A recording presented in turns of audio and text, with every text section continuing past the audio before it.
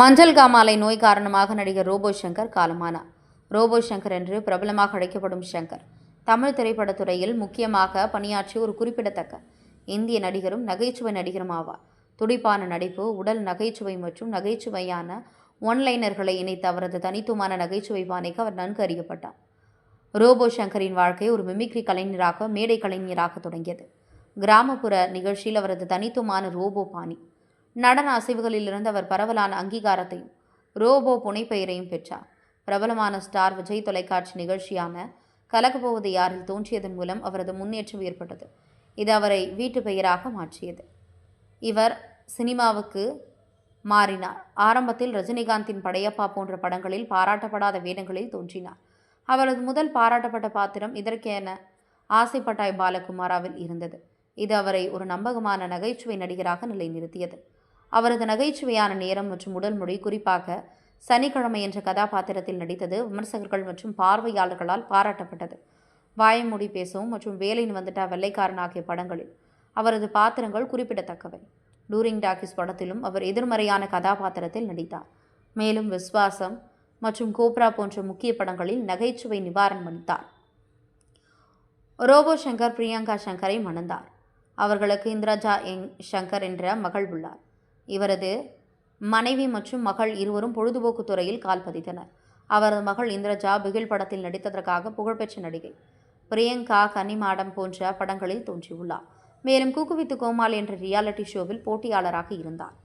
சமீபத்திய செய்திகள். Robot Shankar September 18, 2025 அன்று தனது 46வது வயதில் காலமானார். படப்பிடிப்பு தளத்தில் மயங்கி விழுந்ததால் சென்னையில் உள்ள ஒரு தனியார் மருத்துவமனையில் அனுமதிக்கப்பட்டார். கல்லீரல் மற்றும் சிறுநீரக கோளாறுகளால் ஏற்பட்ட சிக்கல்களால் ஏற்பட்ட மரணம். அவரது மறைவுக்கு ரசிகர்கள் மற்றும் திரைப்படத்துறையை சேர்ந்த சக ஊழியர்களிடம் அஞ்சலி செலுத்தப்பட்டது. நகைச்சுவைக்கும் அவரது துடிப்பான திரையுலக பிரசன்னத்திற்கும் பலர் அஞ்சலி செலுத்தி வந்ததை பார்க்க முடிந்தது. இந்நிலையில் நேற்று மாலை வலசரவாக்கத்தில் உள்ள மயானத்தில் அவரது உடல் தகனம் செய்யப்பட்டது.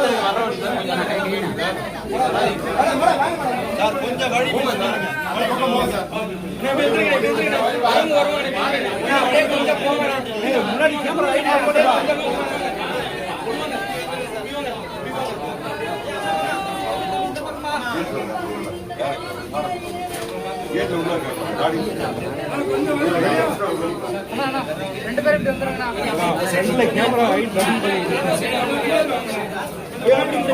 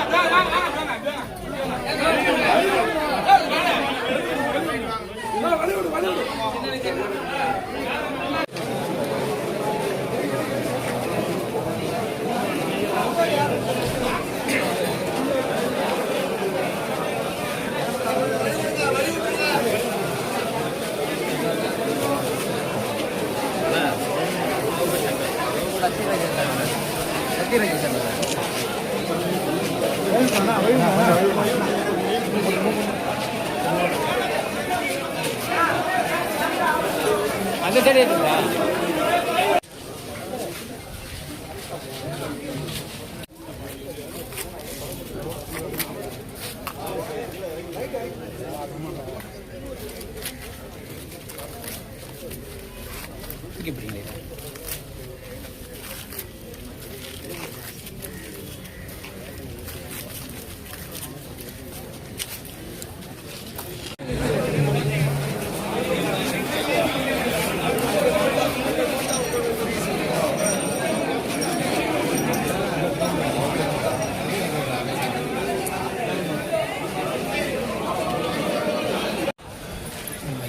என்னன்னு